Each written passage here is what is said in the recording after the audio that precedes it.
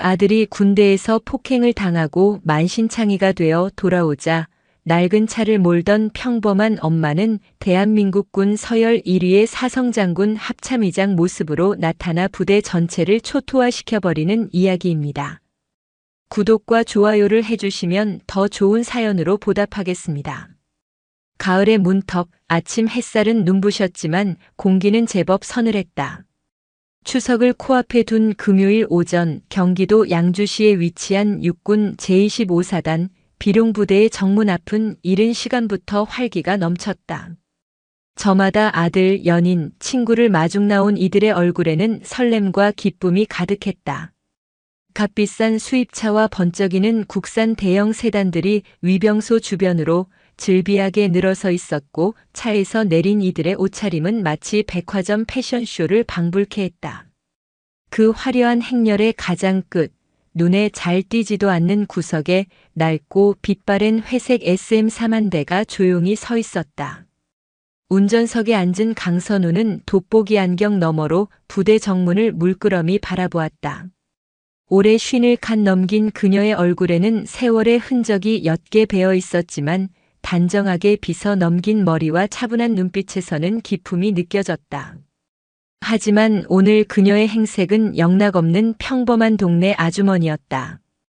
대형마트에서 할인할 때 구매한 듯한 베이지색 면바지에 옅은 격자무늬 셔츠, 그리고 어깨에 둘러맨 낡은 가죽 가방까지. 그 어디에서도 특별함을 찾아볼 수 없었다. 우리 아들 금방 나오겠지. 선우는 혼잣말을 되뇌며 희미하게 미소 지었다. 이등병으로 자대 배치를 받은 지 갓석 달이 지난 아들 이하준. 눈에 넣어도 아프지 않을 막내 아들이 첫 휴가를 나오는 날이었다. 아들이 좋아하는 갈비찜을 잔뜩 재워놓고 새벽부터 일어나 잡채와 각종 전을 부치느라 허리가 뻐근했지만 마음만은 날아갈 듯 가벼웠다. 약속 시간은 오전 10시. 하지만 아들이 보고픈 마음에 1시간이나 일찍 도착해버렸다. 선우는 보온병에 담아온 따뜻한 옥수수 수염차를 종이컵에 따라 한 모금 마셨다. 구수한 향이 입안에 퍼지며 긴장이 조금 풀리는 듯 했다. 주변의 다른 부모들은 삼삼오오 모여 준비해온 음식과 아들의 군 생활에 대해 이야기꽃을 피우고 있었다. 그들의 대화가 간간히 열린 차창으로 흘러들어왔다. 우리 아들 이번에 분대장 달았잖아요. 어찌나 셔츠를 빳빳하게 다려 입는지 아주 군인 다 됐어. 사위가 이번에 중령 진급해서 우리 딸이랑 같이 면회 왔지. 이따 부대 안에서 사단장님하고 식사하기로 했어. 선우는 조용히 그들의 대화를 들으며 다시 한번 아들 생각에 잠겼다. 하주는 유난히 마음이 여리고 눈물이 많은 아이였다. 낯선 환경에서 힘든 훈련을 잘 이겨내고 있을까? 선임들은 잘해줄까? 밥은 제대로 먹고 잠은 편히 잘까? 하루에도 수십 번씩 드는 걱정들이었지만 아들은 전화할 때마다 씩씩한 목소리로 괜찮다고 걱정 마시라고 말하곤 했다. 그 목소리를 믿고 싶었다. 아니, 믿어야만 했다. 시계가 10시를 가리켰다. 심장이 조금 더 빨리 뛰기 시작했다. 이제 곧 위병소 철문이 열리고 늠름한 군복을 입은 아들이 환하게 웃으며 걸어 나올 것이다. 상상만 해도 입가에 미소가 번졌다. 하지만 10시가 지나고 10시 30분이 되어도 하주는 보이지 않았다. 먼저 나온 장병들이 가족들과 얼싸안고 기쁨을 나누는 모습을 보며 선우의 마음은 조금씩 초조해지기 시작했다. 무슨 일이 있는 걸까? 행정 절차가 늦어지는 거겠지. 애써 태연한 척하며 그녀는 차에서 내려 위병소 쪽으로 다가갔다. 위병소 앞에는 총을 맨 2명의 병사가 서 있었다. 그중 계급이 높아 보이는 상병이 연신 하품을 하며 삐딱하게 서 있었다. 선우는 최대한 공손한 목소리로 그에게 말을 걸었다. 저 장병 하나 여쭙겠습니다. 일중대 이하준 이병 휴가 나온다고 했는데 아직 소식이 없어서요. 상병은 선우의 행색을 위아래로 훑어보더니 귀찮다는 듯 퉁명스럽게 대꾸했다. 아, 지금 휴가자들 다 나오고 있으니까 저기 가서 기다리세요. 혹시 무슨 문제가 생긴 건 아닌지 안에서 확인 한 번만 해주실 수 없을까요? 선우의 간절한 부탁에 상병의 미간이 좁혀졌다. 그는 입안에서 무언가 질겅거리는 소리를 내며 비아냥거렸다. 아줌마, 여기가 무슨 민원센터인 줄 아세요? 군대 시스템이 그렇게 만만해 보입니까? 나오라면 나오는 거고 아니면 마는 거지. 우리가 일일이 어떻게 다 압니까? 차나 저쪽 구석에 똑바로 대요. 길 막지 말고. 함께 있던 일병이 킥킥거리며 웃었다. 주변의 시선이 느껴져 선우의 얼굴이 살짝 굳었다. 그녀는 수십 년간 수많은 사람을 상대해왔지만 아들의 군대 정문에서 이런 노골적인 무시를 당하리라고는 상상도 하지 못했다. 하지만 아들을 기다리는 엄마의 입장에서 섣불리 화를 낼 수는 없었다. 그녀는 조용히 고개를 숙이고 다시 차로 돌아왔다. 운전대에 엎드려 뜨거워지는 얼굴을 식혔다. 괜찮아. 하준이만 무사히 나오면 돼. 시간은 속절없이 흘렀다. 11시 그리고 12시. 정문 앞을 가득 메웠던 차들과 사람들은 대부분 떠나고 이제 몇몇만이 덩그러니 남아있었다. 선우의 속은 까맣게 타들어갔다. 아침에 먹은 것이 없는 위장이 쓰려왔다. 그녀는 다시 차에서 내려 위병소로 향했다. 아까 그 상병은 온데간데 없고 다른 병사들이 근무를 서고 있었다. 정말 죄송하지만 일중대 이하준 이병 소식 좀 알아봐 주시면 안 될까요? 약속 시간보다 2시간이 넘게 지나서요. 새로운 병사 역시 마찬가지였다. 그는 들은 척도 안 하고 자기들끼리 농담을 주고받으며 웃기 바빴다. 선우가 재차 묻자 그제야 귀찮다는 표정으로 말했다. 저희는 모릅니다. 중대에 직접 연락해 보시든가요.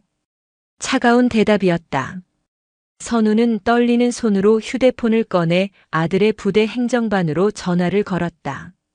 몇 번의 신호음 끝에 앳된 목소리가 전화를 받았다. 상황을 설명하자 잠시 기다리라는 말과 함께 한참 동안 아무 소리도 들리지 않았다. 수화기 너머로 들려오는 왁자지껄한 소음들이 선우의 불안감을 더욱 증폭시켰다. 한참 만에 다른 사람이 전화를 받았다. 자신을 중대장이라고 밝힌 대위의 목소리는 건조하고 무례했다. 이하준 이병 어머님 되십니까? 아, 지금 서류 처리가 좀 늦어져서요. 별일 아니니 그냥 기다리시면 됩니다. 대체 언제쯤 나온다는 말씀이십니까? 벌써 3시간 가까이 기다리고 있습니다. 혹시 아이에게 무슨 일이라도 생긴 겁니까? 선우의 목소리가 떨려 나왔다. 중대장은 깊은 한숨을 쉬며 짜증 섞인 투로 말했다. 어머님, 군대라는 곳이 원래 그렇습니다. 사회처럼 모든 게 딱딱 맞춰 돌아가는 곳이 아니에요. 저희도 바쁘니까 이만 끊겠습니다. 기다리시면 나갈 겁니다. 딸깍. 전화는 일방적으로 끊어졌다. 선우는 끊어진 전화기를 든 채 한동안 망연자실하게 서 있었다. 단순한 행정착오가 아니라는 불길한 예감이 온몸을 휘감았다. 중대장의 태도에는 아들을 걱정하는 어머니에 대한 최소한의 존중도 부하 병사에 대한 책임감도 찾아볼 수 없었다. 그저 귀찮은 민원을 빨리 처리해버리려는 무성의함만 가득했다. 그 순간 아침에 그녀에게 퉁명스럽게 굴었던 그 상병이 다시 위병소에 나타났다. 그는 동료들과 히히덕거리며 선우를 흘끗 보더니 들으라는 듯이 말했다. 야, 저 아줌마 아직도 있네. 아들 새끼가 뺑기치고 안 나오는 거 아니야? 하여간 없는 것들이 더 유난이야. 욕설이 섞인 조롱이 선우의 심장에 비수처럼 꽂혔다. 지난 수십 년의 세월 동안 그 어떤 적 앞에서조차 느껴보지 못했던 서늘한 분노가 등줄기를 타고 흘렀다. 그녀는 말없이 돌아서서 다시 자신의 낡은 차에 올랐다. 그리고 조용히, 아주 조용히 2주먹을 움켜쥐었다.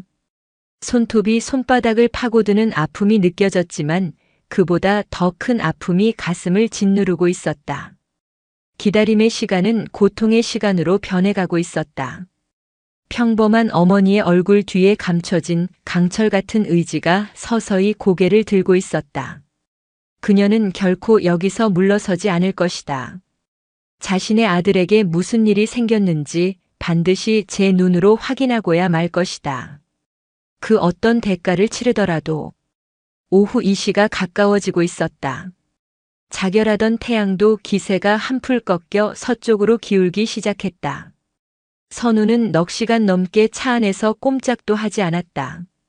물 한 모금 마시지 않았지만 갈증도 허기도 느껴지지 않았다. 온 신경이 끓어오르는 분노와 아들에 대한 걱정으로 마비된 듯 했다.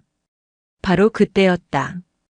끼익 하는 소리와 함께 굳게 닫혀있던 부대 정문 철문이 옆으로 천천히 열렸다. 선우는 반사적으로 상체를 일으켜 세웠다. 그리고 저 멀리서 한 병사가 절뚝거리며 걸어 나오는 것을 보았다. 햇빛을 정면으로 받아 실루엣만 보였지만 선우는 직감적으로 알 수 있었다. 자신의 아들 하준이었다. 그런데 모습이 이상했다. 늠름하게 환하게 웃으며 달려나올 것이라 생각했던 아들의 걸음걸이는 천근만근 무거워 보였다. 오른쪽 다리를 심하게 저는 탓에 몸 전체가 위태롭게 기우뚱거렸다. 가까워질수록 아들의 모습은 더욱 선명하게 눈에 들어왔고 선우는 숨을 멈췄다. 군복은 흑먼투성이로 구겨져 있었고 얼굴은 차마 눈을 뜨고 볼 수 없을 지경이었다. 왼쪽 뺨은 시퍼렇게 부어올라 있었고 입술은 터져 피딱지가 앉아 있었다. 무엇보다 선우의 가슴을 찢어놓은 것은 아들의 눈빛이었다. 총기를 잃고 텅 비어버린 눈동자. 세상 모든 것을 체념한 듯한 깊은 절망감이 그 안에 담겨 있었다. 선우는 떨리는 손으로 차 문을 열고 비틀거리며 아들에게 달려갔다. 하준아.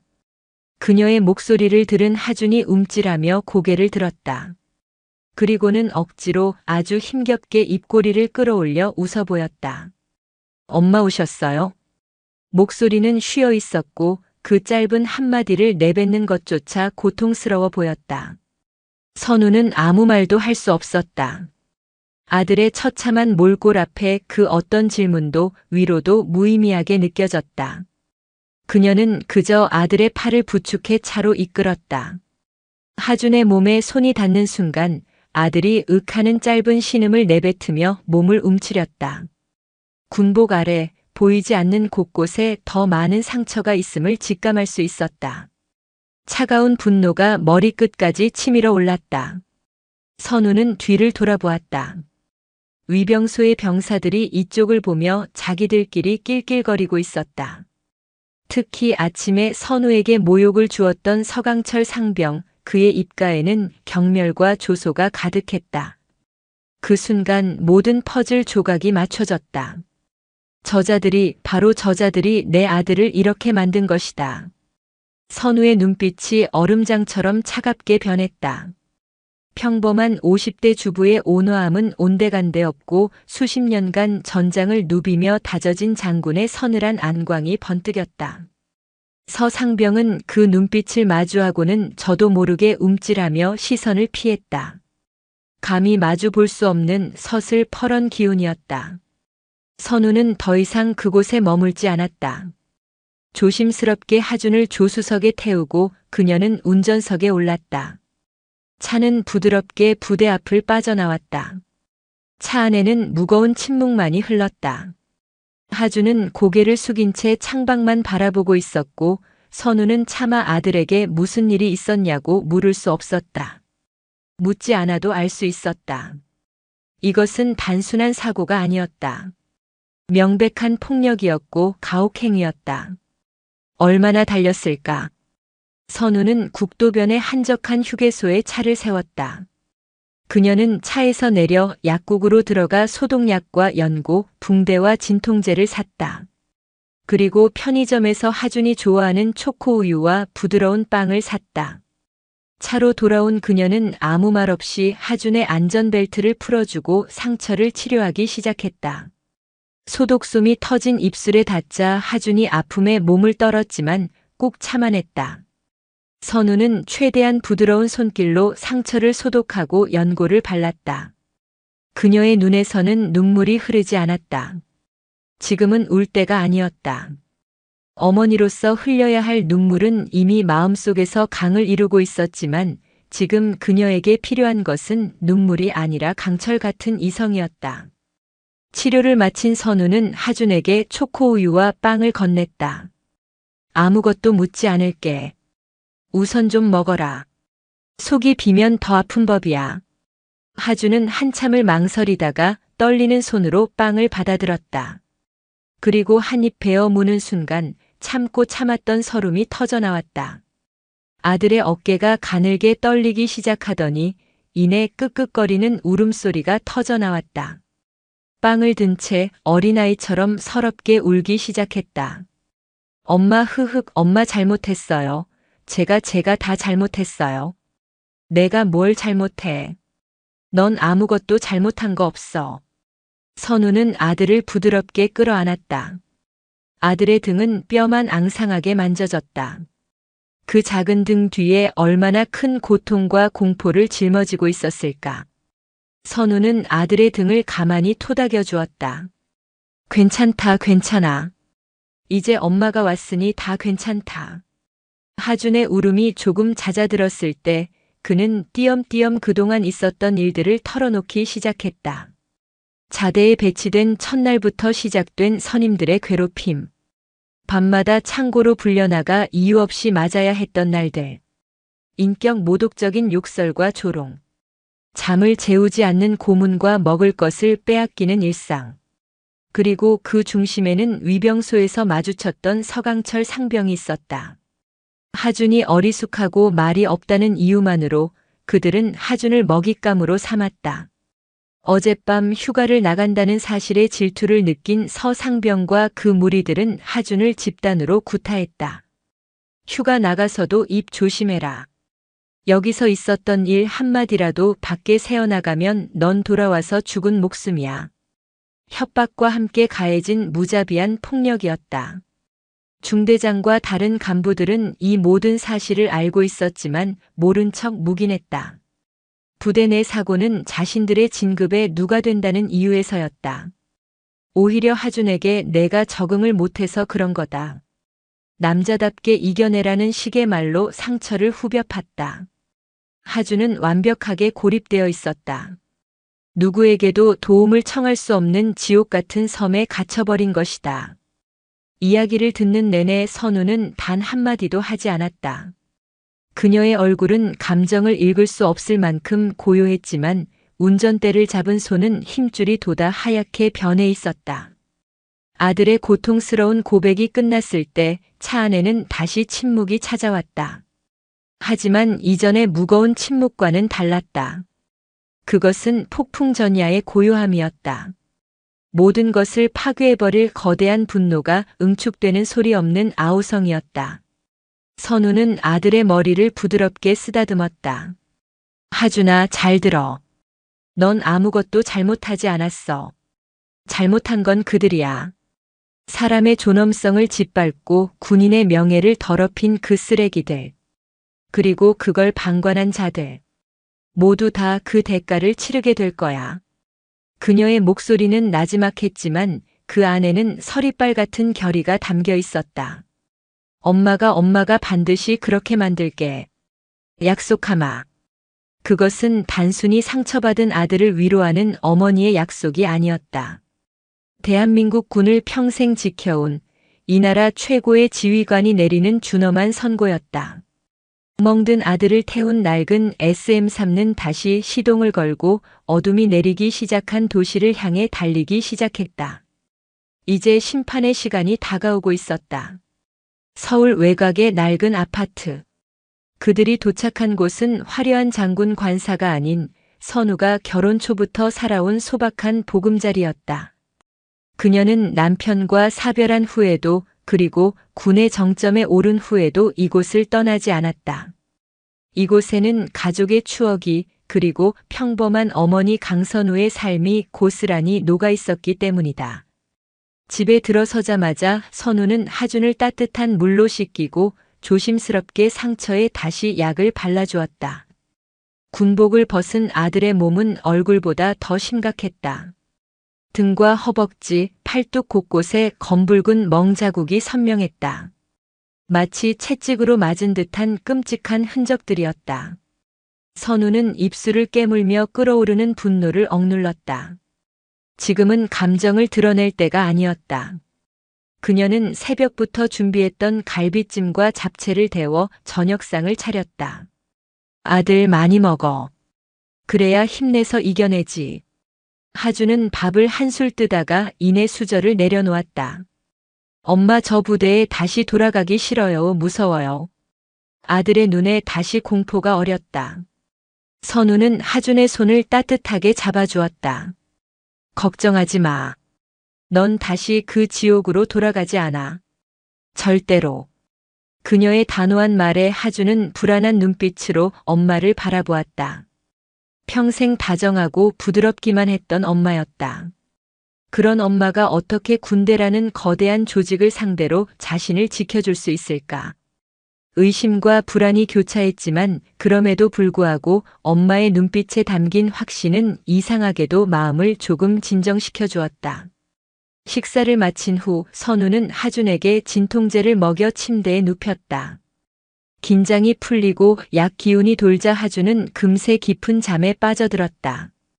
멍든 얼굴로 곤히 잠든 아들의 모습을 한참 동안 내려다보던 선우는 조용히 방문을 닫고 나왔다. 그리고 그녀는 변했다.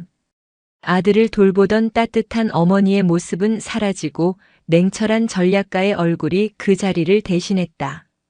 그녀는 서재로 들어가 낡은 책상 앞에 앉았다. 그리고 수화기를 들었다. 단축번호 1번을 길게 누르자 얼마 지나지 않아 중후한 남성의 목소리가 들려왔다. 충성. 원사 박진성입니다. 장군님 별일 없으십니까? 박진성 원사. 20년이 넘는 세월 동안 선우의 곁을 그림자처럼 지키며 온갖 굳은 일을 도맡아 온 충직한 부하였다. 그녀가 사성 장군, 합참의장의 자리에 오르기까지 모든 과정을 함께한 산증인이기도 했다. 박 원사. 나 강선우요. 지금부터 내가 하는 말을 토시 하나 틀리지 말고 듣고 즉시 실행하도록. 선우의 목소리는 얼음처럼 차갑고 강렬했다.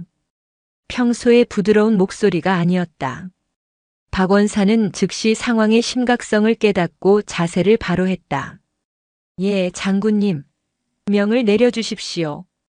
첫째, 육군 제25사단 비룡부대. 오늘부로 사단 전체에 대한 감찰 준비에 착수한다.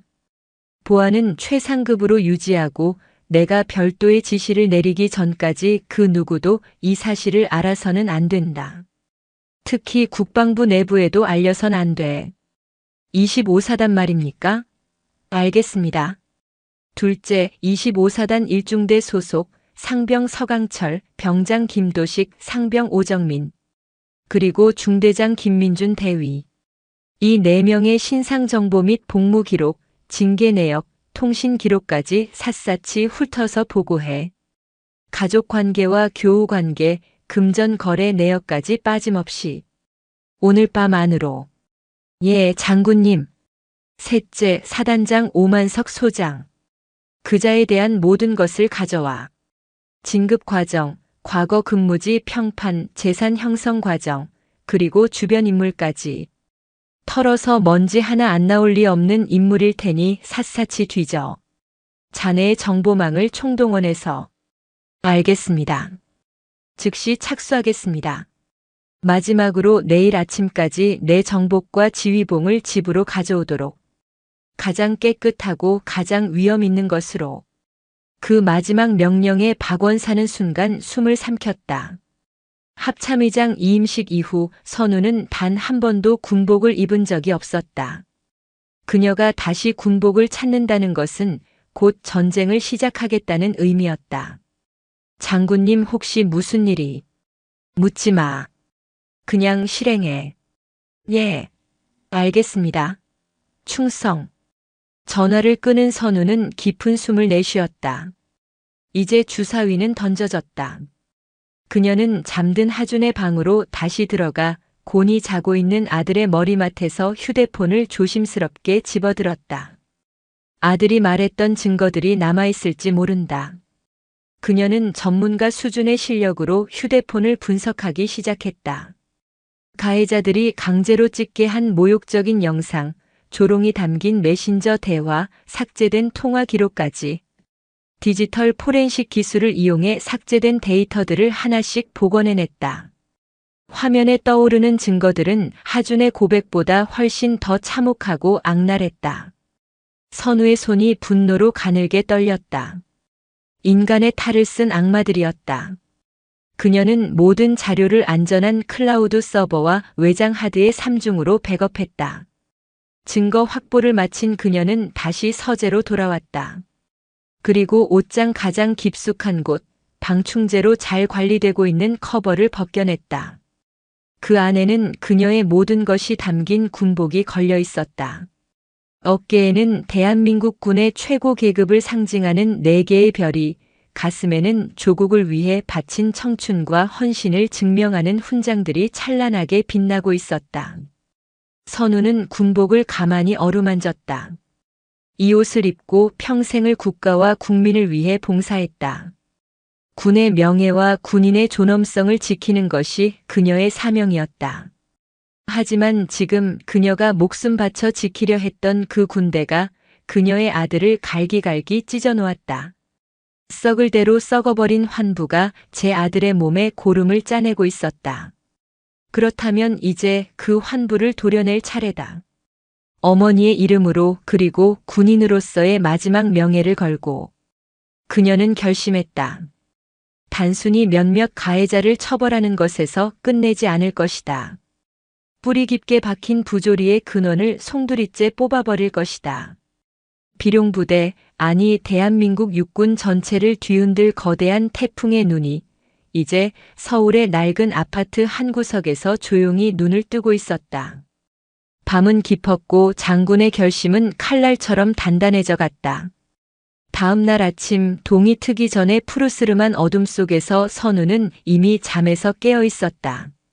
밤새 한숨도 자지 못했지만 정신은 얼음물에 씻은 듯 맑았다. 그녀는 조용히 부엌으로 가 밥을 안 치고 황태를 넣어 시원한 해장국을 끓이기 시작했다. 아들의 논란 속을 달래주고 싶었다. 지옥 같은 시간을 보낸 아들에게 지금 가장 필요한 것은 거창한 계획이나 복수가 아닌 따뜻한 엄마의 밥상일 터였다. 아침 햇살이 거실을 채울 무렵 냄새를 맡고 잠에서 깬 하준이 부엌으로 나왔다.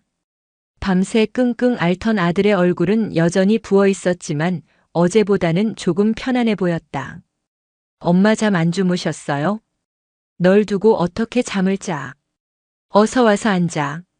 내가 제일 좋아하는 계란말이도 했어. 선우는 아무 일도 없었다는 듯 평소처럼 다정하게 아들을 맞았다. 김이 모락모락 나는 밥과 국, 정갈한 반찬들. 하준은 말없이 밥을 먹기 시작했다. 따뜻한 국물이 목을 타고 넘어가자 꽁꽁 얼어붙었던 몸과 마음이 조금씩 녹아내리는 듯 했다. 엄마가 곁에 있다는 사실만으로도 세상 가장 안전한 요새에 들어온 기분이었다. 식사를 마칠 무렵 초인종이 울렸다. 선우가 문을 열자 등산복 차림의 건장한 중년 남성이 서 있었다. 박진성 원사였다. 그는 선우에게 눈짓으로 예를 표하고는 들고 온 커다란 등산 가방을 조용히 내려놓았다. 아들, 이 아저씨는 엄마 옛날 직장 동료야. 잠깐 이야기 좀 나눌 테니 방에 들어가서 좀 더 쉬고 있어. 하준이 방으로 들어가자 박 원사는 거실 테이블 위에 가방의 내용물을 꺼내놓기 시작했다. 가장 먼저 나온 것은 완벽하게 각이 잡힌 채 비닐 커버에 쌓인 군복이었다. 별 4개가 박힌 견장과 가슴을 가득 채운 훈장이 아침 햇살에 반사되어 서늘한 빛을 뿜었다. 이어서 최신형 노트북과 여러 개의 외장 하드, 그리고 서류 뭉치들이 테이블을 가득 채웠다. 아파트의 평범한 거실은 순식간에 고도의 기밀 작전을 지휘하는 작전 통제실로 변모했다. 장군님, 밤새 요청하신 자료들입니다. 박원사는 노트북을 켜고 브리핑을 시작했다. 그의 목소리는 낮고 단호했다. 먼저 주 가해자로 지목된 서강철 상병. 아버지가 중견 건설업체 사장입니다. 입대 전부터 폭행 등의 전과가 있으나 번번이 합의로 무마된 기록이 있습니다. 부대 내에서도 아버지의 재력을 믿고 아나무인으로 행동해왔으며 다른 가해자들 역시 비슷한 부류의 아이들입니다. 중대장 김민준 대위는 다음 달 소령 진급 심사를 앞두고 부대 내 불미스러운 일을 덮는 데만 급급했던 것으로 파악됩니다. 화면에는 서강철의 오만한 얼굴 사진과 함께 그의 모든 정보가 낱낱이 떠 있었다.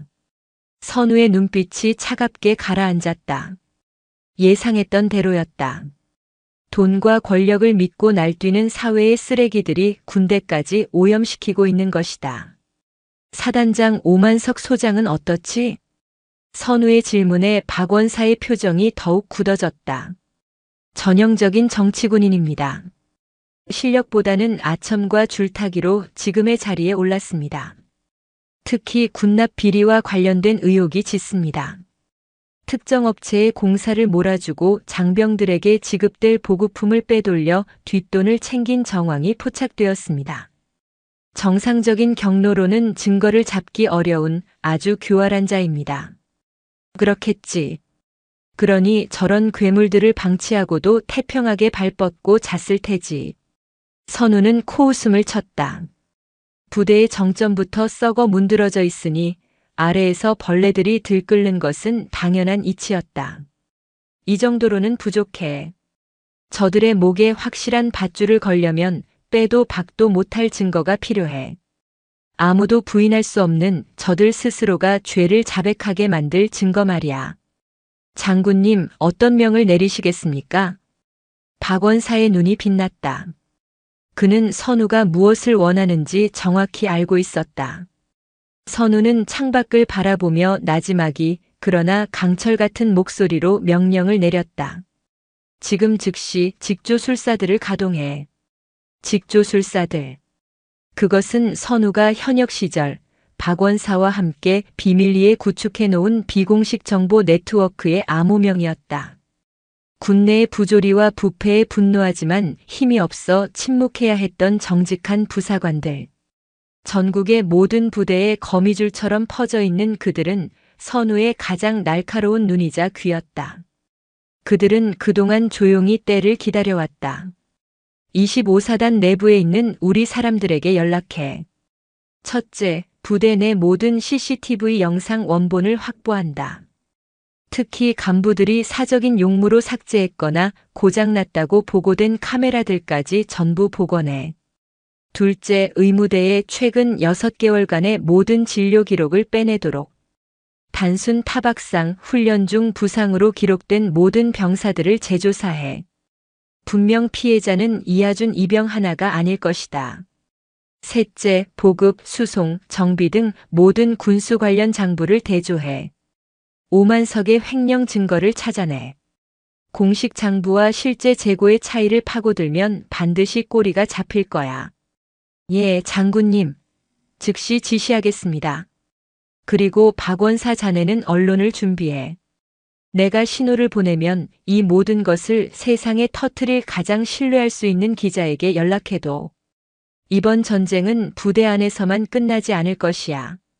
대한민국 전체가 지켜보게 만들어야 해. 박원사는 경외감 어린 눈빛으로 선우를 바라보았다.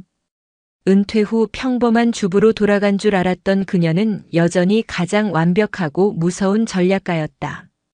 그의 심장이 뜨겁게 뛰기 시작했다. 드디어 썩어 빠진 군을 도려낼 칼을 빼든 것이다. 박원사가 자리를 떠나자 선우의 노트북은 쉴 새 없이 울리기 시작했다. 직조술사들로부터 암호화된 메시지와 파일들이 쏟아져 들어왔다. 25사단 의무대 계단에서 굴러 다쳤다고 보고된 박일병, 갈비뼈 3대 골절 확인. 선임병 구타 의심. 70포병대대 보급관 지난달 유류 5,000리터 무단 반출 기록 확인. 장부상으로는 혹한기 훈련 예비 비축분으로 처리됨. 수색대대 통신병 생활관 뒤편 CCTV 사각지대에서 상습적인 구타가 벌어짐. 피해 병사들의 음성 녹음 파일 확보. 증거는 홍수처럼 밀려들었다. 하준의 고통은 빙산의 일각에 불과했다. 25사단은 그야말로 부패와 폭력의 왕국이었다. 선우는 밀려드는 자료들을 냉철하게 분류하고 정리했다. 분노는 이성을 마비시키는 독이지만 잘 벼려낸 분노는 가장 강력한 무기가 된다. 그녀의 분노는 이제 대한민국군 전체를 겨누는 거대한 칼이 되어가고 있었다. 그림자 속에서 조용하지만 거대한 작전이 무섭게 진행되고 있었다. 하준의 휴가 복귀일이 하루 앞으로 다가왔다. 폭풍이 몰아치기 직전의 하늘은 기만적일 만큼 고요했다. 같은 시각 경기도 양주의 25사단 위병소. 서강철 상병은 근무 중에도 연신 스마트폰을 만지작거리며 동료들과 낄낄거리고 있었다. 그들의 대화 주제는 단연 이하준이었다. 야, 이하준 그 새끼 꼴이 볼만했는데. 엄마라는 아줌마 표정 봤냐? 완전 똥 씹은 표정. 그러게 말이야.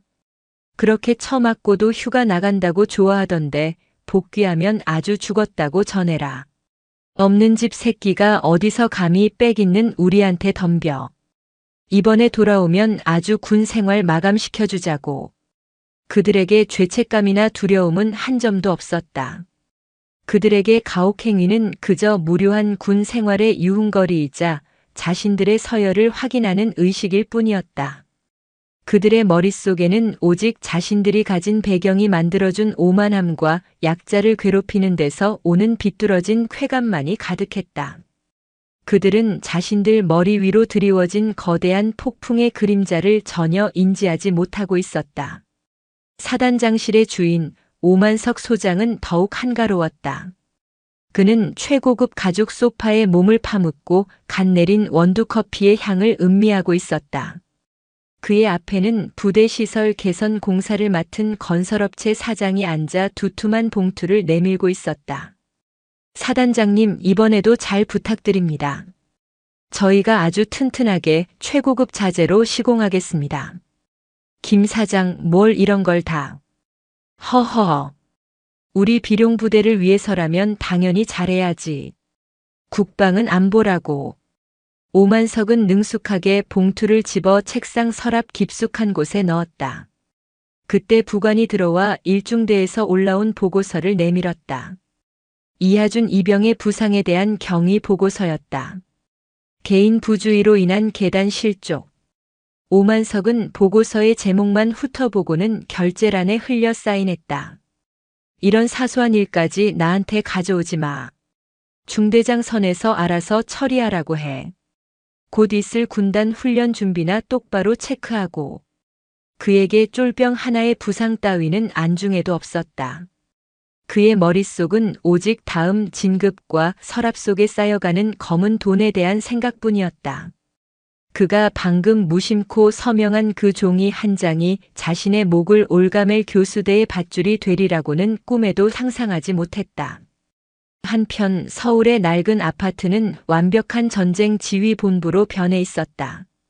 거실 벽에는 25사단의 상세 지도와 주요 인물들의 사진, 그리고 관계도가 빽빽하게 붙어 있었다. 선우는 밤새 수집된 정보들을 바탕으로 마지막 공격 계획을 수립하고 있었다. 그녀의 눈은 붉게 충혈되어 있었지만 그 빛은 그 어느 때보다 형형했다. 바로 그때 박진성 원사로부터 결정적인 증거가 도착했다. 25사단 군수참모부에서 근무하는 한 직조술사가 목숨을 걸고 빼돌린 비밀 장부였다. 오만석 소장이 개인적으로 관리하는 이중 장부로 지난 2년간 그가 빼돌린 유류, 타이어, 심지어는 병사들의 동계 방한복까지 그 품목과 수량, 그리고 빼돌린 물품을 처분한 자금의 흐름까지 샅샅이 기록되어 있었다. 그리고 함께 첨부된 영상 파일. 사단장실에 몰래 설치된 초소형 카메라가 녹화한 영상이었다. 영상 속에서 오만석은 건설업체 사장으로부터 돈 봉투를 받으며 추악하게 웃고 있었다. 완벽한 스모킹 건이었다. 선우는 모든 파일을 최종적으로 정리하고 암호화했다. 그리고 조용히 하준의 방문을 열었다. 며칠간 엄마의 극진한 보살핌 속에서 하준은 안정을 되찾아가고 있었다. 몸의 상처는 아직 남았지만 무엇보다 죽어있던 눈에 조금씩 생기가 돌기 시작했다. 하준아, 내 엄마. 내일 부대로 돌아가야지. 그 말에 하준의 얼굴이 다시 굳어졌다. 선우는 그런 아들의 어깨를 부드럽게 감싸 안았다. 걱정하지 마. 혼자 보내지 않을 거야. 엄마가 너를 직접 데려다 줄게. 하준은 엄마의 말뜻을 이해할 수 없었지만 그 단호한 목소리에서 평온함을 느꼈다. 엄마만 믿으면 될 것 같았다. 다음 날 새벽, 하준이 거실로 나왔을 때 그는 자신의 눈을 의심했다. 늘 수수하고 평범한 모습이었던 엄마가 그곳에 서 있었다. 하지만 그녀는 더 이상 엄마가 아니었다. 머리부터 발끝까지 완벽하게 갖춰 입은 대한민국 육군 대장 정복. 어깨 위에서는 찬란한 4개의 별이 새벽의 여명을 받아 빛나고 있었고 가슴에는 조국이 그녀에게 부여한 수많은 훈장이 질서정연하게 달려 있었다. 한치의 흐트러짐도 없는 자세와 강철 같은 의지가 담긴 눈빛. 평생을 군에 헌신한 군인의 위엄과 살아있는 전설의 아우라가 그녀의 온몸에서 뿜어져 나오고 있었다. 선우는 거울 앞에 서서 마지막으로 매무새를 가다듬었다. 그리고 잠시 눈을 감았다.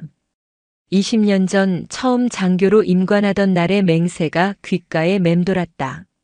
나는 국가와 국민을 위해 충성을 다하고 헌법과 법규를 준수하며 부여된 직책과 임무를 성실히 수행할 것을 엄숙히 선서합니다.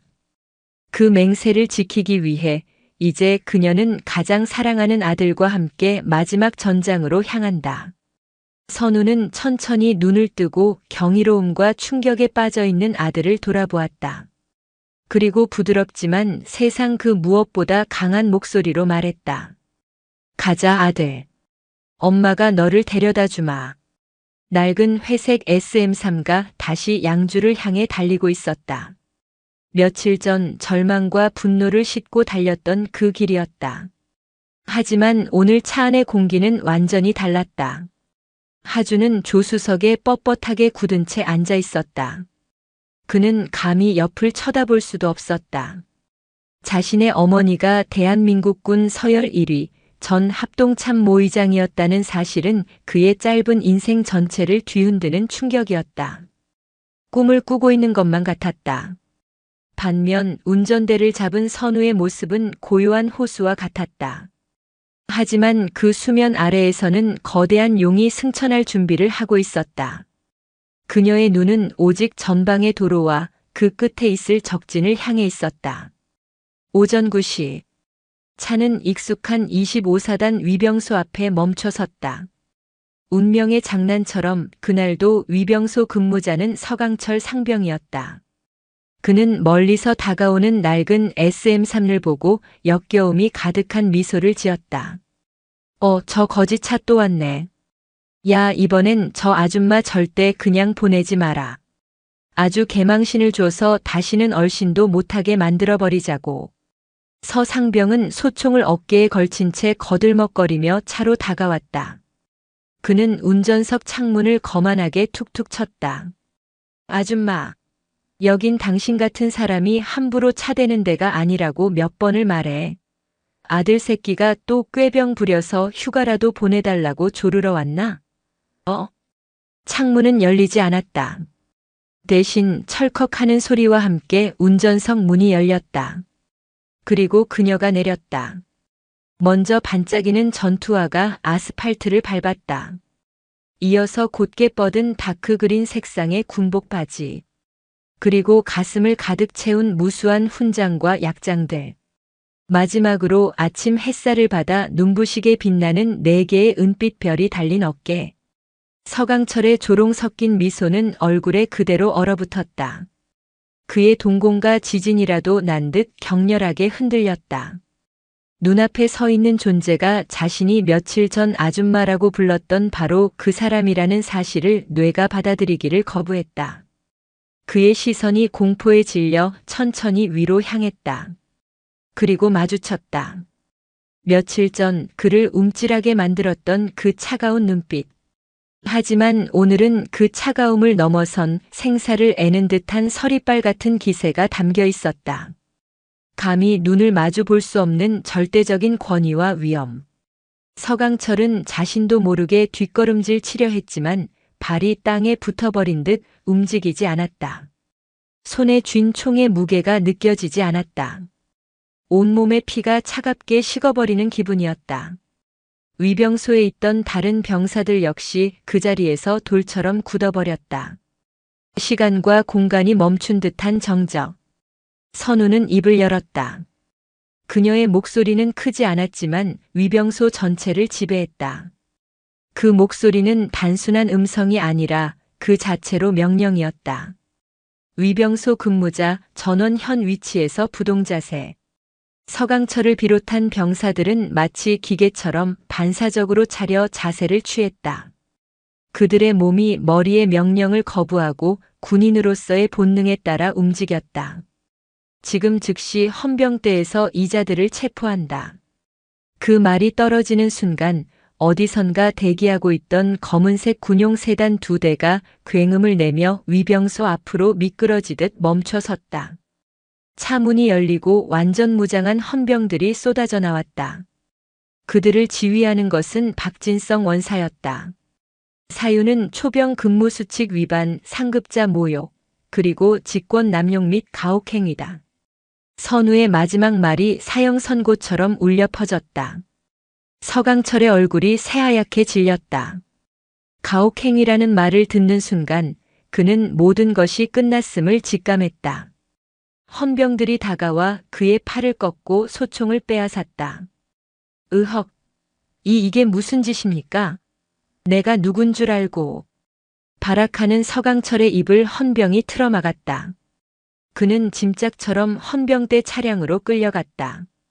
다른 가해자들 역시 속수무책으로 연행되었다. 전 합참의장이 부대 정문에서 위병들을 직접 체포했다. 이 소식은 부대 내 통신망을 통해 빛의 속도로 퍼져나갔다. 보고를 받은 사단장 오만석 소장은 집무실에서 마시던 커피를 그대로 바닥에 쏟았다.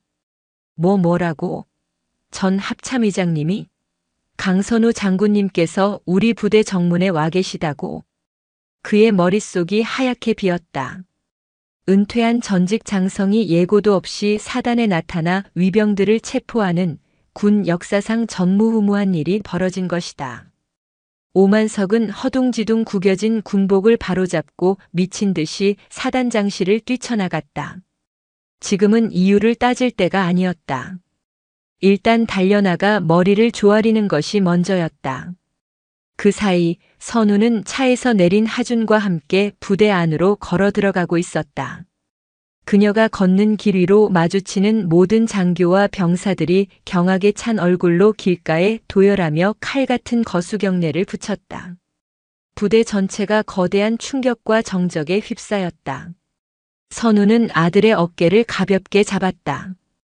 그리고 나지막이 말했다. 허리 펴라 아들.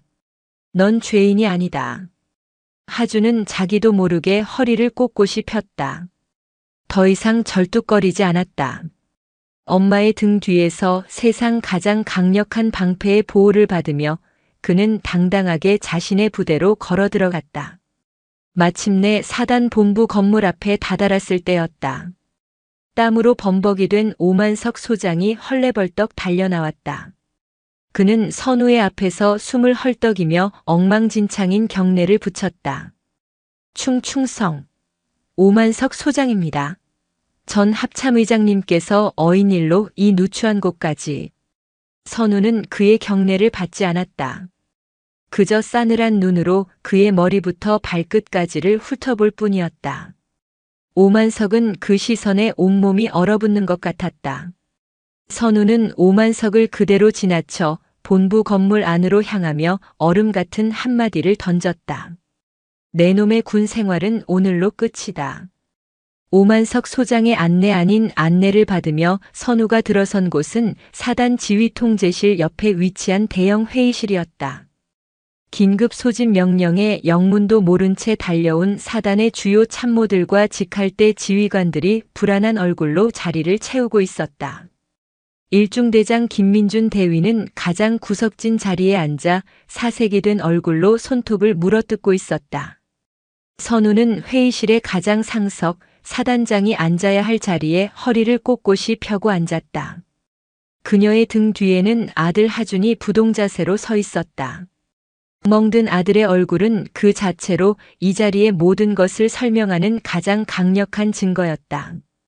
박진성 원사는 노트북을 들고 그녀의 곁을 지켰다. 회의실의 공기는 납처럼 무거웠다. 그 누구도 감히 입을 열지 못했다. 오만석은 제자리를 찾지 못하고 선우의 눈치만 살피며 쩔쩔매고 있었다. 선우는 그런 그를 잠시 응시하다가 차갑게 입을 열었다.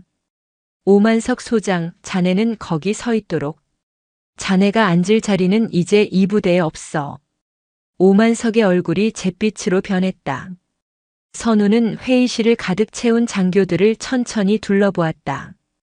공포와 의심, 호기심이 뒤섞인 수십 개의 눈동자가 그녀에게 꽂혔다. 오늘 나는 25사단의 사망을 선고하기 위해 이 자리에 섰다. 그녀의 첫마디는 폭탄과도 같았다. 회의실 전체가 술렁였다. 몇몇 장교는 믿을 수 없다는 듯 얼굴을 찌푸렸다. 선우는 아랑곳하지 않고 말을 이었다. 군대는 국가를 지키는 최후의 보루다. 명예를 목숨보다 소중히 여기고 전우를 내 몸처럼 아끼며 국민에게 무한한 신뢰를 주어야 하는 조직이다. 하지만 지금 이곳 내가 보고 있는 25사단은 군대가 아니다. 그녀는 잠시 말을 멈추고 김민준 대위를 날카롭게 쏘아보았다. 김 대위는 저도 모르게 움찔하며 고개를 숙였다. 이곳은 썩어빠진 범죄 집단이다. 의장님, 말씀이 지나치십니다. 저희 사단 장병들은 오만석이 용기를 내어 항변하려 했지만 선우의 서늘한 눈빛 한 번에 그의 목소리는 뱀 앞의 개구리처럼 잦아들었다. 지나치다고? 좋다. 지금부터 너희들의 민낯을 똑똑히 보여주지. 박원사 시작해.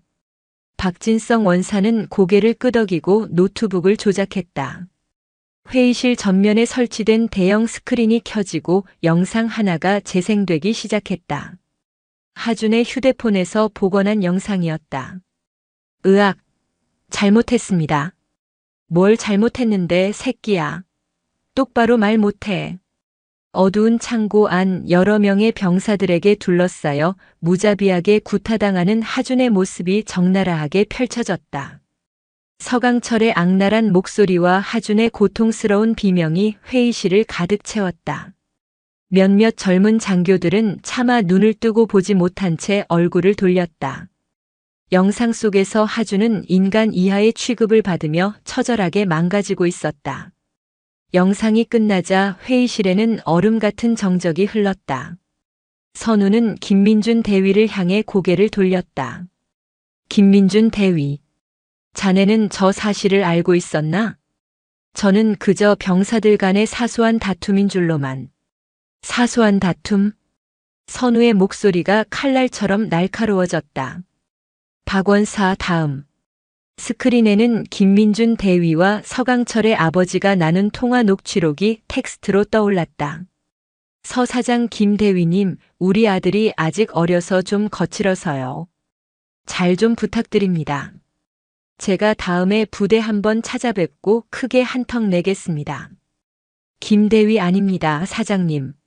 서 상병이 아주 씩씩하고 군 생활 잘하고 있습니다. 걱정 마십시오.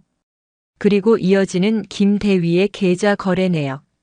서강철의 아버지가 보낸 부대 발전 기금 명목에 돈 500만 원이 선명하게 찍혀 있었다. 김민준 대위의 얼굴에서 셔츠가 흠뻑 젖을 만큼 식은 땀이 비오듯 흘러내렸다. 그는 그대로 의자에 주저앉아 버렸다. 자네의 진급이 한 병사의 인권보다 중요했겠지.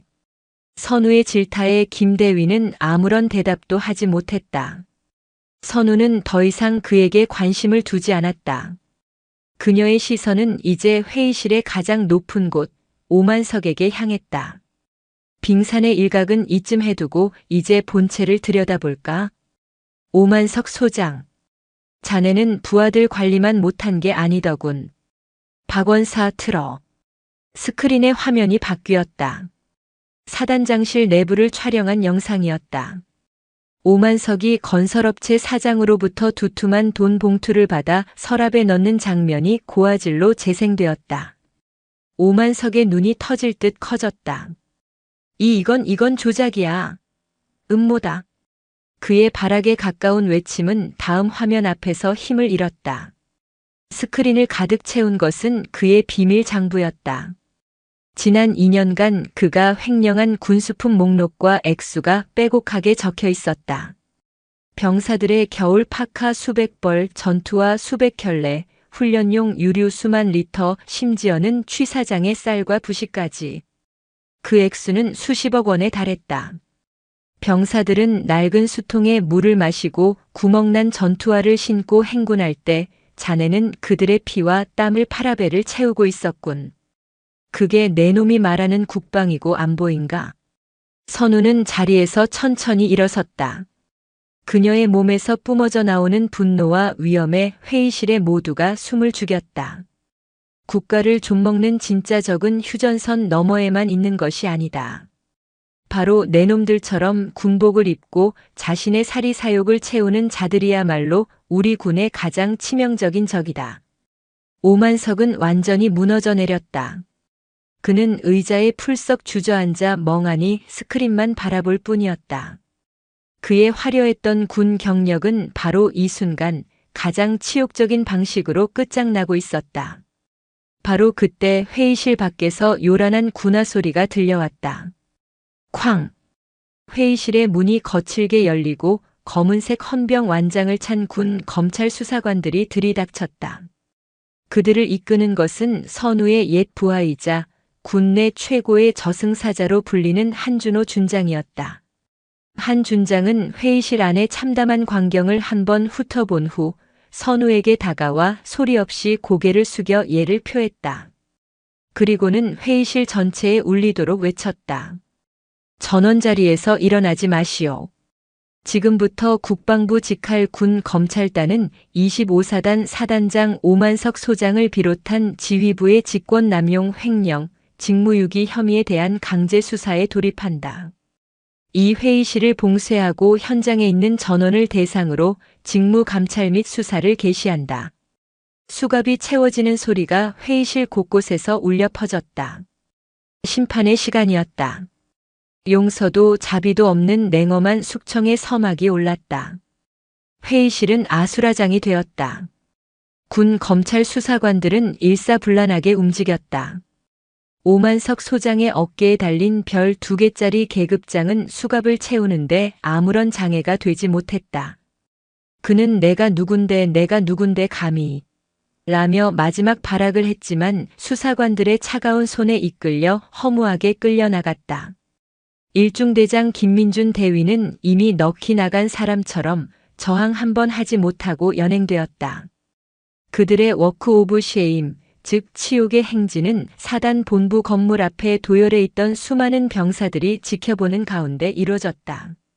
언제나 하늘처럼 보였던 사단장과 지휘관들이 범죄자처럼 수갑을 차고 끌려나가는 모습은 그들에게 엄청난 충격과 함께 기묘한 해방감을 안겨주었다.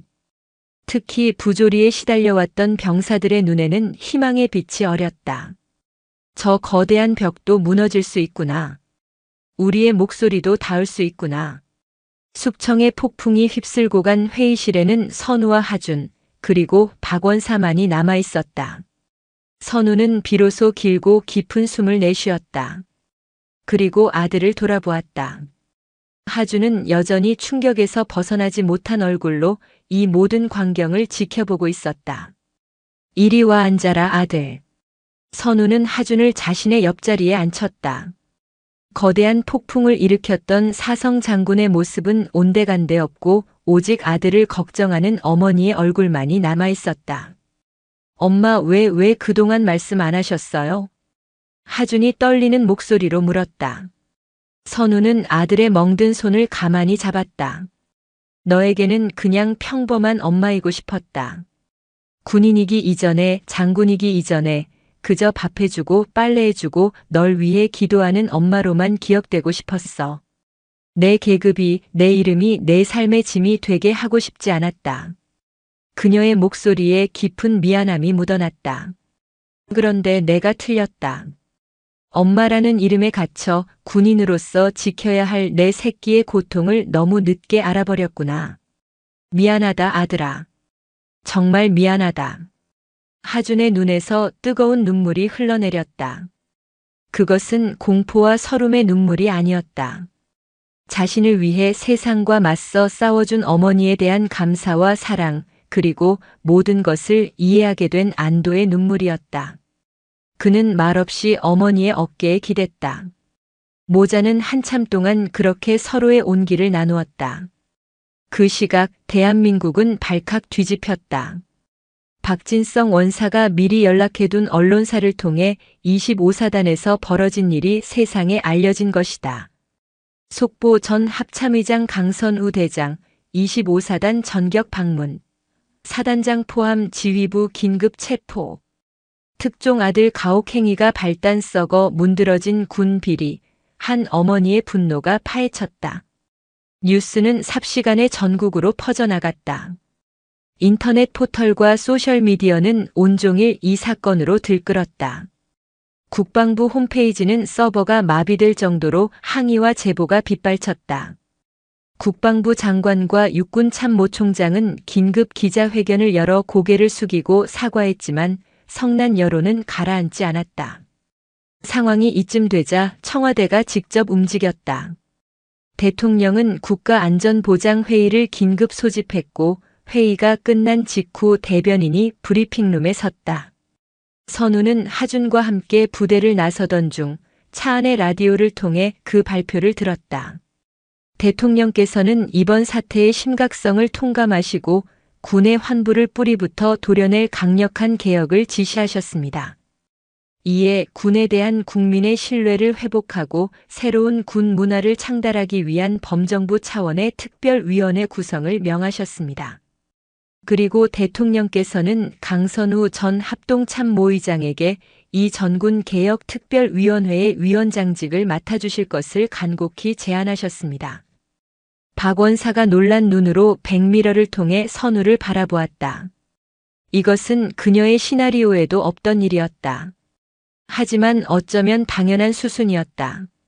지금 이 난국을 수습하고 국민의 지지를 받으며 군 개혁의 칼을 휘두를 수 있는 유일한 인물은 강선우 그녀뿐이었다.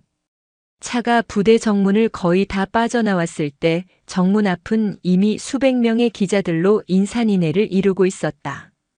그들은 선우가 탄 차를 발견하고는 벌떼처럼 몰려들었다. 장군님, 심경이 어떠십니까? 위원장직을 수락하실 겁니까? 박 원사가 곤란한 표정을 지었지만 선우는 차를 세우라고 지시했다. 그녀는 차에서 내려 수많은 카메라 플래시 앞에 당당히 섰다. 그녀는 복수심에 불타는 어머니가 아니었다. 그녀는 다시 대한민국 군을 책임졌던 군인이었다. 저는 오늘 한 사람의 군인이자 아들을 둔 어머니로서 참담한 심정을 금할 수 없습니다.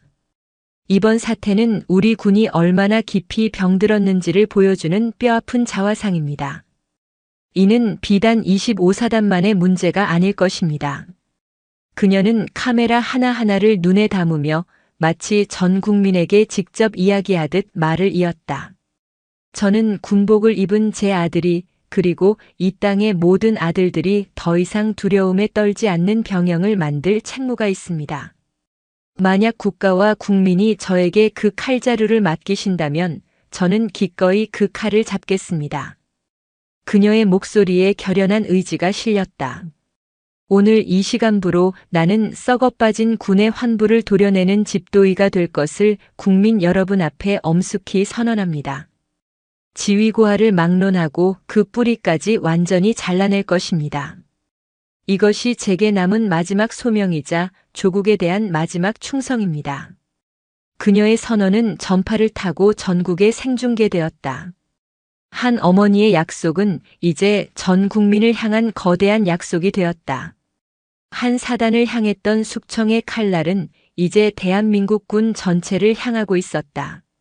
강선우는 대통령의 제안을 수락했다. 전군 개혁 특별위원회, 약칭 정군위가 출범했다. 위원회의 구성은 파격적이었다. 선우는 국방부와 각 군이 추천한 장성급 인사들을 모두 반려했다. 대신 그녀는 자신의 손으로 직접 위원들을 선임했다. 군 법무관 출신의 인권 변호사, 시민단체에서 군 폭력 문제를 오랫동안 다뤄온 활동가, 아들을 군대에서 잃은 유가족 대표 그리고 야전에서 잔뼈가 굵고 신망이 두터운 박진성 원사와 같은 부사관 대표들. 위원회는 고위 장성들의 목소리가 아닌 철저히 군의 가장 낮은 곳, 가장 아픈 곳의 목소리를 대변하는 이들로 채워졌다. 정군위의 첫 행보는 25사단 사건의 후속 조치가 아닌 전군을 대상으로 한 소리 없는 아우성 창구를 개설하는 것이었다. 익명이 완벽하게 보장되는 온라인 제보 사이트와 24시간 운영되는 핫라인이 개설되었다. 결과는 상상을 초월했다. 둑이 터진 듯 지난 수십 년간 골마 터지기 직전까지 쌓여왔던 군 내의 부조리와 폭력, 비리에 대한 제보가 쏟아져 들어왔다. 저는 5사단 포병연대 소속입니다. 저희 부대에서는 선임병들이 후임병들에게 돈을 상납받는 것이 관행입니다. 거부하면 관심병사로 찍혀 구타와 따돌림을 당합니다. 제 아들은 5호 부대에서 복무 중 의문사했습니다. 군에서는 단순 자살로 처리했지만 저희는 아들이 남긴 일기장에서 선임들의 상습적인 구타와 폭언을 발견했습니다. 제발 재조사해 주세요. XX 공병단에서는 부대 간부들이 빼돌린 유류가 인근 주유소에서 팔리고 있습니다. 증거 자료 있습니다. 제보는 하루에도 수천 건씩 쌓였다. 그 내용들은 차마 입에 담기 힘든 끔찍한 인권 유린부터 천문학적인 액수의 국방 비리까지 대한민국 군의 치부를 남김없이 드러내고 있었다. 선우와 위원들은 쏟아지는 제보들을 밤을 새워가며 분류하고 분석했다. 박진성 원사가 이끄는 직조술사들은 이제 정군위의 공식 조사팀이 되어 제보의 신빙성을 확인하고 구체적인 증거를 확보하기 위해 전국 각지의 부대를 누비기 시작했다. 물론 저항도 만만치 않았다. 군의 기득권을 지켜온 예비역 장성단체와 일부 보수 언론, 그리고 군납 비리에 연루된 방위산업체들은 연합하여 선우를 공격하기 시작했다. 한 여성의 사적 복수심이 군의 기강을 무너뜨리고 있다. 안보 위기 상황에서 군을 흔드는 것은 이적 행위. 강선우 위원장, 아들을 이용한 정치적 야심 드러내. 그들은 교묘하게 프레임을 왜곡하여 선우를 군을 파괴하는 마녀로 몰아가려 했다. 안보를 방패 삼아 자신들의 추악한 이권을 지키려는 비열한 반격이었다. 선우의 개인 신상에 대한 흠집 내기 시도도 끊이지 않았다. 하지만 선우는 흔들리지 않았다.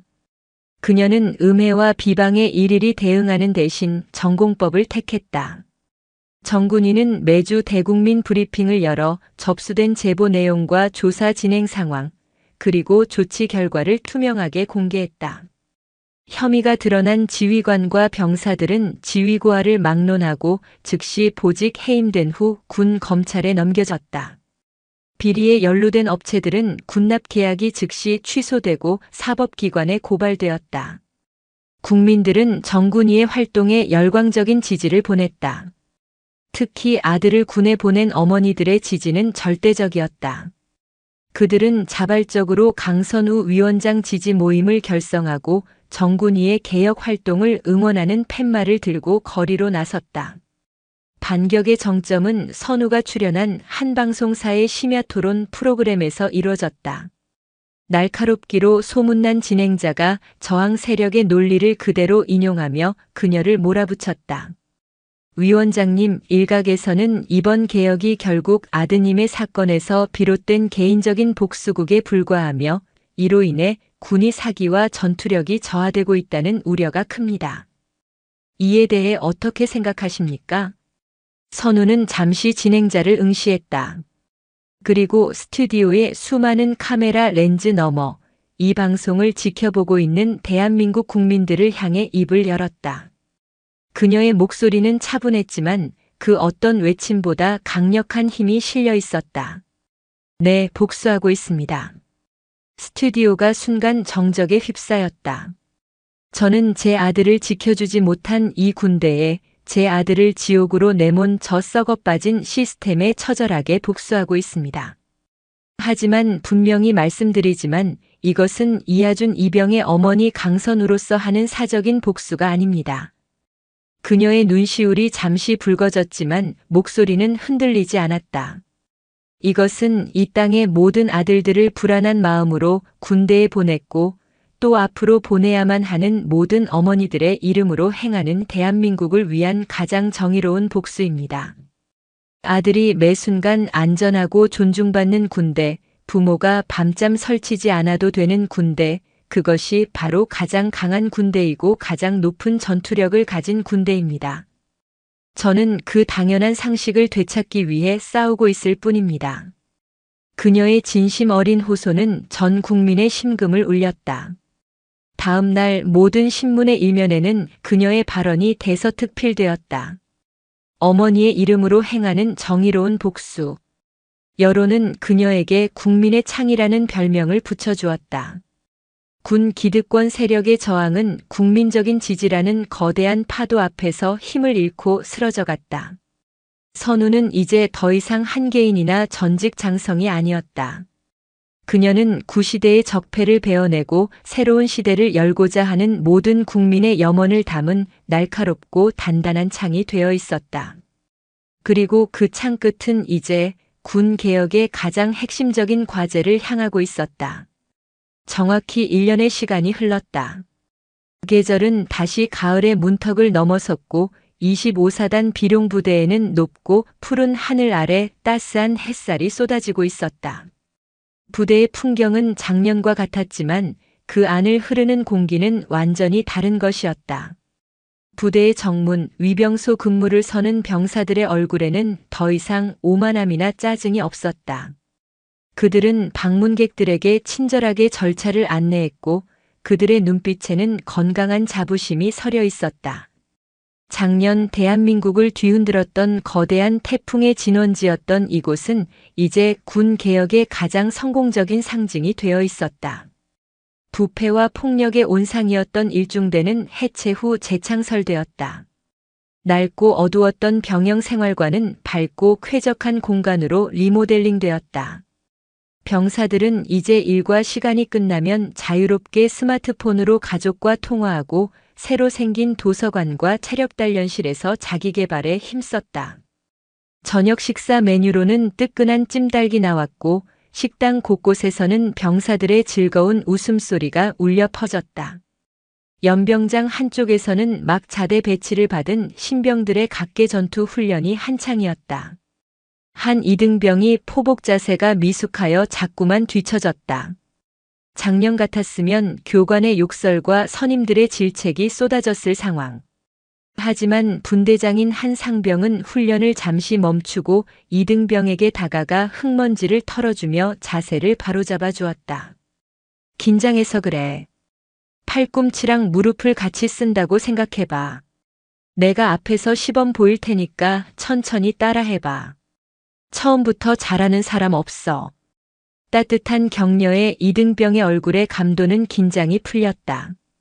그는 다시 한번 힘을 내 땅을 기었다. 그 모습을 지켜보는 중대장의 얼굴에는 흐뭇한 미소가 감돌았다. 새로 부임한 중대장은 정군이의 추천을 받은 야전에서 병사들과의 소통 능력으로 높은 평가를 받은 인물이었다. 지휘관이 바뀌자 병영의 문화가 바뀌고 병사들의 눈빛이 달라지기 시작한 것이다. 대한민국을 떠들썩하게 했던 사건의 주범들은 모두 법의 엄정한 심판을 받았다. 주범 서강철 상병과 그 무리들은 상해 및 직권남용 가혹행 위죄가 인정되어 10년 이상의 중형을 선고받고 국군교도소에 수감되었다. 중대장 김민주는 불명예 전역과 함께 실형을 선고받았고 이 모든 부패의 정점에 있었던 오만석 소장은 군사기밀보호법 위반 및 수십억 원대의 횡령 혐의까지 추가되어 무기징역을 선고받고 모든 군인 연금과 훈장을 박탈당했다. 그들이 쌓아 올렸던 모래성은 한 어머니의 분노라는 파도 앞에 흔적도 없이 사라져버렸다. 같은 시각 서울 여의도 국회의사당 본회의장. 강선우는 방청석에 조용히 앉아 있었다. 군복도 위원장의 직함이 새겨진 정장도 아닌 평범한 어머니의 옷차림이었다. 지난 1년간 그녀가 이끄는 정군이는 대한민국 군의 지도를 새로 그렸다. 수백 명의 부패한 군 간부와 비리 병사들을 가려냈고 수십 개의 방산 비리 업체를 적발했다. 그리고 그 모든 노력의 결실이 오늘 이 자리에서 맺어질 참이었다. 의안 번호 2055번 군 인권보호관 설치 및 운영에 관한 법률안에 대한 표결을 시작하겠습니다. 국회의장의 장중한 선언과 함께 장내의 모든 시선이 전광판으로 쏠렸다. 이 법안은 정군이가 내놓은 개혁안의 핵심이었다. 군 내부가 아닌 국가인권위원회 산하의 독립적인 군 인권보호관을 설치하여 성역 없는 조사를 가능하게 하고 병사들의 인권을 제도적으로 보장하는 내용을 담고 있었다. 법안을 막으려는 기득권 세력의 저항은 마지막까지 거셌지만 내 아들도 당할 수 있다는 국민적 공감대는 그 어떤 로비보다 강했다. 재석 288인, 찬성 270인, 반대 10인, 기권 8인. 전광판에 압도적인 찬성 숫자가 뜨는 순간 방청석 곳곳에서 환호와 함께 박수가 터져나왔다. 선우는 눈을 감고 조용히 두 손을 모았다. 이제 더 이상 억울한 아들들이 엄마에게조차 말 못할 고통을 안고 쓰러져가지 않아도 될 것이다. 시스템이, 법이 그들을 지켜줄 것이다. 그녀의 뺨 위로 뜨거운 눈물 한 줄기가 조용히 흘러내렸다. 며칠 후 가을볕이 따사로운 한 대학교 캠퍼스. 강선우는 벤치에 앉아 밝게 웃으며 친구들과 걸어오는 아들을 바라보고 있었다. 이하준은 작년에 의병 전역했다. 끔찍한 트라우마는 그의 마음에 깊은 상처를 남겼지만 그는 무너지지 않았다. 꾸준한 심리치료와 엄마의 사랑 속에서 그는 서서히 자신의 상처를 마주하고 이겨내는 법을 배우고 있었다. 엄마, 오래 기다리셨어요? 하준이 그녀의 곁에 앉으며 따뜻한 커피를 건넸다. 그의 얼굴에는 더 이상 작년의 그늘을 찾아볼 수 없었다. 오히려 이전보다 한층 더 깊고 단단해진 눈빛을 하고 있었다. 아니, 내 얼굴 보니 힘이 나는걸. 참 엄마. 저 전과 신청한 거 허가 났어요. 이제 사회복지학과 학생이에요. 잘 생각했다. 내가 하고 싶은 공부를 하는 게 최고지. 하주는 커피를 한 모금 마시고 조금은 쑥스러운 듯 입을 열었다. 그때 부대에서 엄마가 아니었다면 전 아마 평생을 어둠 속에서 살았을 거예요. 어쩌면 나쁜 선택을 했을지도 모르고요. 엄마가 저 한 사람을 구해주신 거잖아요. 그때 결심했어요. 엄마가 저를 구해주신 것처럼 저도 다른 사람을 구하는 삶을 살고 싶다고요. 몸이 아픈 사람이든 마음이 아픈 사람이든 저처럼 깊은 상처를 입은 사람들의 곁에서 그들의 이야기를 들어주고 다시 일어설 수 있도록 돕고 싶어요. 아들은 고통을 딛고 일어나 자신의 상처를 타인을 치유하는 약으로 만들기로 결심한 것이다. 선우는 가슴 벅찬 감동으로 아들을 바라보았다. 이것이야말로 그녀가 거둔 가장 위대한 승리였다. 선우는 다시 서울 외곽의 낡은 아파트로 돌아왔다. 정군이는 그 소임을 다하고 해산되었으며 그녀의 개혁안은 이제 정부의 공식적인 시스템으로 자리 잡아 움직이기 시작했다. 그녀는 다시 평범한 50대 주부 강선우의 삶으로 돌아왔다. 저녁 노을이 창가를 붉게 물들일 무렵 그녀는 베란다에 서서 멀리 도시의 불빛이 하나둘 켜지는 것을 바라보았다. 지난 1년의 시간이 주마등처럼 스쳐 지나갔다. 아들을 만나러 가던 설렘, 처참한 아들의 모습을 마주했던 절망, 모든 것을 걸고 싸웠던 분노의 시간대. 그것은 한 어머니의 외로운 전쟁이었고 대한민국을 바꾼 거대한 혁명이었다. 그때 그녀의 휴대폰이 조용히 울렸다. 모르는 번호로 온 짧은 문자 메시지였다. 감사합니다. 당신 덕분에 제 아들이 오늘 저녁 웃으며 전화했습니다. 이름 모를 한 엄마가. 선우는 그 메시지를 한참 동안 바라보았다. 그리고 자신도 모르게 얼굴에 잔잔한 미소가 피어올랐다. 세상의 모든 훈장과 명예보다 값진 위로였다. 그녀는 거실 탁자 위에 놓인 작은 액자를 바라보았다. 입대하기 전 짧게 깎은 머리가 어색한 듯 웃고 있는 아들의 사진이었다. 그녀의 싸움은 아들을 지키기 위해 시작되었다.